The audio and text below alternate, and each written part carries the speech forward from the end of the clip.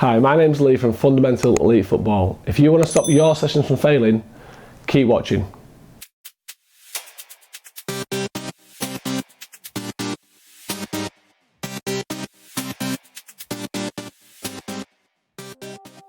In this mini-series, we're going to talk about why sessions fail and what you can do to stop them from failing. The first part today is we're talking about failing to prepare, prepare to fail.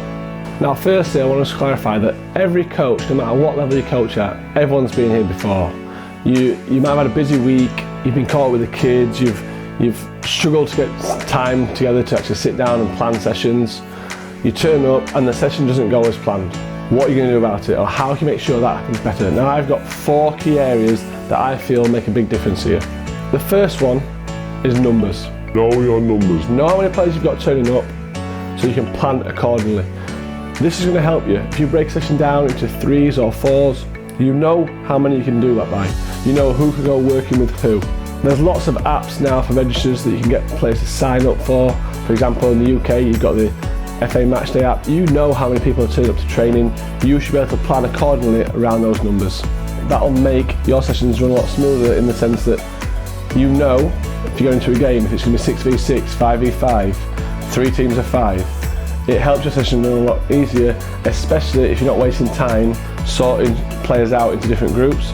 You should know who your groups are because you're already having planned for. The next part, and probably the easiest part in my opinion, is equipment. You are generally in charge of the equipment, you or your assistant, so between you should make sure you're turning up in plenty of time, you've got the equipment you need, footballs, cones, bibs, whatever it's going to be, it's all ready to go, and it should make your session run a lot easier if it's all there and organised. What I would add is, can you get that organised even more? So when you're there, even if you're not using them, can you have the cones out near where you're going to be working? Can you have the bibs out and the teams ready so they're already in groups of 5 or groups of 6? The next part is the session itself and knowing what you want your players to achieve at the end of it. It's a real fine line here. You don't want something that's going to be too comfortable that no one comes to your session and no one learns from it. What we want there is to pitch it so it's at the right level. Too high or too challenging, then you get a lot of players that don't achieve it, therefore get frustrated and sometimes turn into what I call session wreckers, where your session fails because they don't want to engage anymore, they've lost interest, they've lost motivation. So you've got to make sure that where you're pitching your sessions is just at the right level, okay? Too easy and they all achieve it straight away and they have to move on quicker anyway. So be mindful of that when you're planning your sessions. Now within your session, you obviously have different parts to it. What I want to avoid there is making sure that players aren't spending too much time standing around and having to listen to you. You've got to take into consideration a few factors here.